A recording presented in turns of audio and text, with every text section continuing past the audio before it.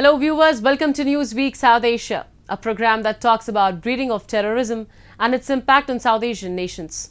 Let's begin with the headlines first. Israel says terrorists involved in the 26/11 attacks should be brought to justice. POK echoes reunification with India, but Pakistan trained jihadis to counter. And Taliban bans UN female staffers in Afghanistan. In one of the most horrific terrorist attacks in India's history, 166 people were killed and over 300 injured as 10 heavily armed terrorists from Pakistan created mayhem in Mumbai on November 26, 2008. Recently, Israel Knesset Speaker Amir Ohana, during his visit to India, stated that terrorists involved in the 26/11 attacks should be brought to justice. A report. No one could ever forget the fateful night of November 26, 2008, when the port city of Mumbai was rocked by multiple terrorist attacks. 10 Lashkar-e-Taiba terrorists from Pakistan carried out 12 coordinated attacks lasting 4 days across Mumbai. At least 166 people, including 20 security force personnel and 26 foreign nationals, lost their lives and over 300 people were injured. The terrorists targeted multiple places in attacks. These places included CST Station, Taj Mahal Palace, Hotel Trident, Kama Hospital, Leopold Cafe and Nariman House. 9 out of 10 terrorists were also killed, and the 10th terrorist, Ajmal Kasab, was captured alive and was later convicted and sentenced to death. Recently, Israel Knesset Speaker Amir Ohana, during his visit to India, stated that terrorists involved in the 26/11 attacks should be brought to justice. Ohana made remarks during a visit to Nariman House in Mumbai to pay tribute to the victims of the 26/11 terror attack. Everyone who took part in this terrible terror attack should be brought to justice. This is a major part of counterterrorism. So first we need to prevent, but once we didn't succeed to prevent, everyone needs to be brought to justice. This is our expectation, and I think it is the vast majority of the Indian people's expectation. The Speaker of the Israel Knesset visited the room of one of the survivors of the 26/11 attack, Moshe Holzberg, who was just 2 years old when the terrorist attack took place in 2008. Moshe lived with his parents at Mumbai's Nariman House, also called Chabar House. The boy was rescued by his nanny, Sandra Samuels, who was hiding in a room when the 26/11 attacks unfolded. We just visited Moshe's room, who was 2 years old when this event took place. And we saw the wall that represents his height when he was 11 months old. And then later on, when he was, 11 years of age. And someone wrote there 3 words. That someone was and still is the Prime Minister of Israel, Benjamin Netanyahu. And those 3 words are Am Israel Chai. The people of Israel lives. The seeds of Pakistan's tryst with terror actually was sown after Pakistan's debacle in 1971 war. Pakistan got divided. East Pakistan became Bangladesh. Since then, Pakistani leadership led by Zulfikar Ali Bhutto had pledged to bleed India with 1,000 cuts. With the government's knowledge and the military's support, terrorists continue to operate and raise funds inside Pakistani territory. There are several kinds of terror groups operating in and from Pakistan that can be distinguished by their sectarian background and their areas of operation. Their objectives may vary from overthrowing the Pakistani government or orchestrating attacks on Indian soil. However, the seeds of terrorism sowed by Pakistan to target neighboring countries have returned to haunt it. Terrorist groups have grown so powerful that they are nominating their own shadow government openly, challenging the state.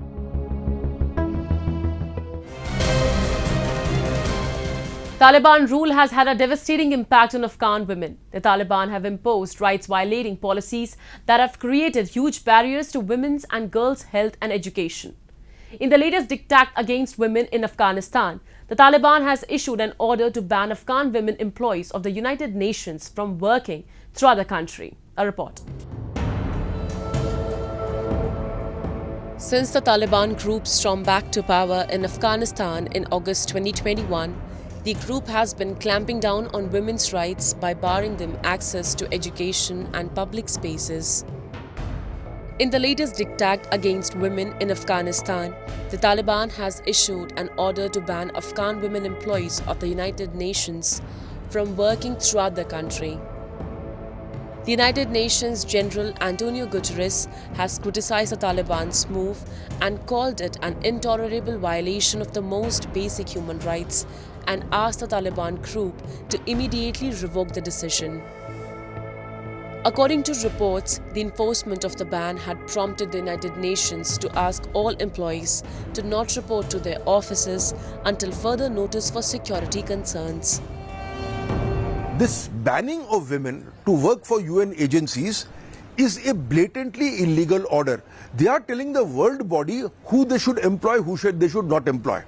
Okay, now, and especially this particular banning is being done on the grounds of sex. Women cannot work for the UN. Now the UN, I think in solidarity, has suspended its operations in Afghanistan. But the fact remains that for humanitarian reasons, the UN will have to work in Afghanistan, and after some time they will have to call their male employees back. So this is something that is being done. I admire the sentiment, but we know the UN will be back in business because they want to do good for the people of Afghanistan who are actually starving. So all this leads to only one thing, the gradual but comprehensive and total exclusion of Afghan women from education, from employment, from government jobs, all forms of empowerment. The United Nations mission in Afghanistan earlier expressed concern that female employees in the eastern province of Nangarhar had been stopped from reporting to work. Taliban restrictions in Afghanistan, especially the bans on education and NGO work, have drawn fierce international condemnation. But the Taliban have shown no signs of backing down. Earlier, women have been banned from universities and working at national and international non-governmental organizations. The Taliban had promised to respect women's rights when they swept back to power in August 2021. But ever since their return, there has been steady streams of setbacks. In March of last year, the Taliban broke their promise to reopen secondary schools for girls. 2 months later, women were forced to veil their faces as well as their hair. In September, Women's Affairs Ministry was disbanded. Thereafter, in December, the all-male interim government ordered all foreign and domestic non-governmental groups in Afghanistan to suspend employing women as some female employees didn't wear the headscarf correctly. This slow taking away of rights from women, asking them to wear the burqa, depriving them of education, government jobs, this has been a step-by-step affair. Initially, they were told not to come to the universities so that steps could be taken to ensure that they would be protected after they came back. We know that once they were barred from the universities and later from the schools, no steps were taken because there were no steps to be taken. They were actually safe within the schools and the universities. This was a step to ensure that they would leave the colleges and universities without any protest. And they succeeded. Once they were excluded, they were now told that you could not come back and you can't do much about it now. The same step has been applied to women employees in the government. This step-by-step in exclusion of Afghan women from society is part of Taliban's agenda. The Taliban regime has failed to earn recognition from any UN member state because of their rigid an intransigent mode of governance. Their inability to transform their mindset on issues such as women freedom. Taliban government should understand that the country can't survive in the 21st century by pursuing a retrogressive and ultra-conservative approach. The eventual outcome of suppressing the freedom and creativity of women will be the erosion of the Afghan society. Banning women's movements, curtailing all their freedom, health and education will augment frustration and anger among the Afghan women. A recent analysis by the UN Children's Fund, UNICEF, found that prohibiting girls from attending high school also has a financial cost, costing the nation 2.5% of its annual GDP. According to UNICEF, if the 3 million girls in the current cohort finished secondary school and entered the workforce, the Afghan economy would grow by at least $5.4 billion. However, it appears that under the current circumstances, their contribution is headed towards zero. The voices of reunification with India in Pakistan-occupied Kashmir are echoing across the region. Pakistan, on the other hand, envied with the development and growth of the Indian Union territory of Jammu and Kashmir, has resorted to train jihadis against India in the illegally occupied territories of POK and Gilgit-Baltistan. We have a report. After enduring over 75 years of Pakistan's misrule, residents of POK are now clamoring for reunification of erstwhile state of Jammu and Kashmir. The voices of reunification with India have emboldened in the region ever since India abrogated Article 370, proclaiming Jammu and Kashmir as its sovereign union territory. The people of Pakistani-occupied Jammu Kashmir are looking towards India. Activities are being conducted in that vein, how to join Mother India. This is what is taking place in POJK. Now, in order to counter this, the Pakistani military establishment has once again resorted to its old tactics of using its proxies against progressives, against nationalists, against Democrats, and above all, against the forces in POJK who call for the reunification of Pakistani-occupied Jammu Kashmir and occupied Gilgit-Baltistan with Mother India. Envied with the rapid growth and development in India's Jammu and Kashmir, Pakistan has resorted to planning jihad against India. According to information shared by the POK activist Amjad Ayub Mirza, a militant students' wing, Jamiyat-e-Tuleba has given an open call to the youth in Rawalakot to join jihad. Recently in Rawalakot, the Islamic Jamiyat-e-Tuleba held a big conference in which they invited the local Kashmiri youth from colleges and universities to join jihad against India. And these jihadis, Islamic Jamiyat-e-Tuleba, Jamaat-e-Islami and other terrorist groups are openly asking for donations, collecting money and announcing them to encourage others to pay. Millions of rupees have been raised in the past couple of weeks in the name of Jihad-e-Kashmir. Allegedly funded and directed by the Pakistan Inter-Services Intelligence Agency, Jamiyat-e-Tuleba is a shot in the arm for Pakistan to subvert any local dissent in the illegally occupied territories. Last month, during the celebrations of Hindu festival Holi, the Islami Jamiyat-e-Tuleba militant group attacked the Hindu minority students in several educational institutions in Pakistan and illegally occupied Kashmir. Their objective was certain: to indoctrinate the Islamic youth into jihad and instill fear among the other religious minorities. The people of POJK are asking for reunification of POJK with Mother India, and then like a knife like a missile, Pakistan Army throws its proxies into every single university and college to make sure that they not only are present there as a threat to the forces that want to join India, but also to make sure that the jihad in Kashmir is a living reality.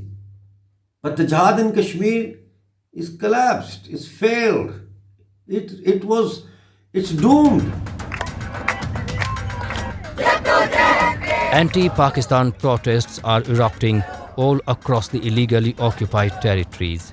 Although Pakistan does carry out radicalization exercises to indoctrinate youth into jihad against India, there seem to be no takers of Pakistan's diabolic and fanatic agendas.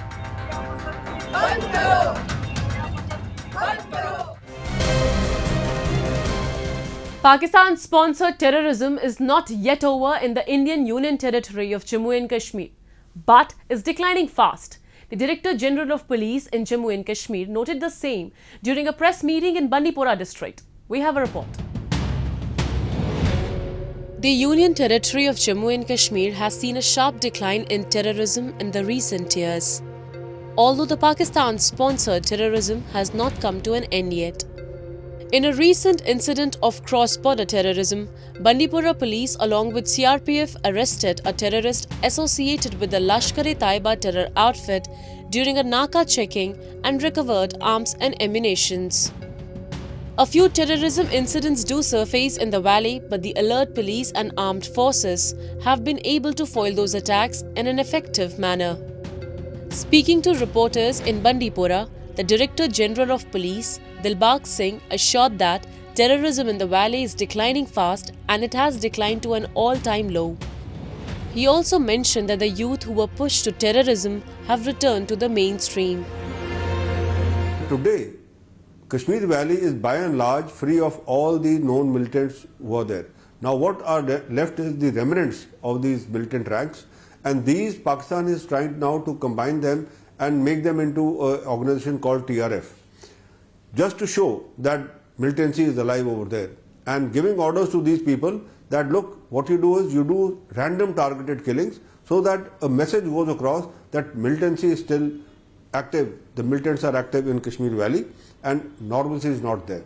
This also is acknowledged by the security forces and the Director General Police that total militancy is not yet eliminated from Kashmir Valley. It will take some time, no doubt, but we are sure that the way things are going on, the way operations are going on, in conjunction with the raids conducted by NIA, the money trail that is being observed and being investigated by NIA, militancy in Kashmir Valley will soon be finished, and most probably by the time next January comes, we will have Kashmir Valley free of all these terrorists over there. The security forces in the Union Territory of Jammu and Kashmir are putting in all efforts to put an end to terrorism in the valley. Apart from terrorism, the security forces have launched a special drive against the drug menace in every range and district of the Union Territory. So now Pakistan is using drones to send in the drugs. We have found that the area between Jammu and Poonch is being used by Pakistan to send in these drones, and these drones have drugs, arms, ammunition, and also it has literature which is there for their overground, underground workers to show it around and push the drugs around. The idea is that these underground, overground workers would sell the drugs, get the money from that, and also the youth of Kashmir Valley will get addicted to it, and the problems of drug addiction would become so massive that soon we would find that most of the youth over there are useless to do any work. Now the government has taken very strong steps against it. We have seen there have been drug seizures recently also and in the past also. The nexus between drug traffickers and terrorists is a potent threat to the security at Indian borders. Islamabad has been heavily relying on the sale of drugs in Kashmir to fund its terror infrastructure. Hence, it becomes an imperative for India to formulate strategies to bust terror modules along with effective crackdown on drug trafficking networks. And with that, we come to the end of this edition of Newsweek South Asia. We'll be back next week with more news, views and analysis from the subcontinent. Meanwhile, do keep writing to us at nwsa@anin.com.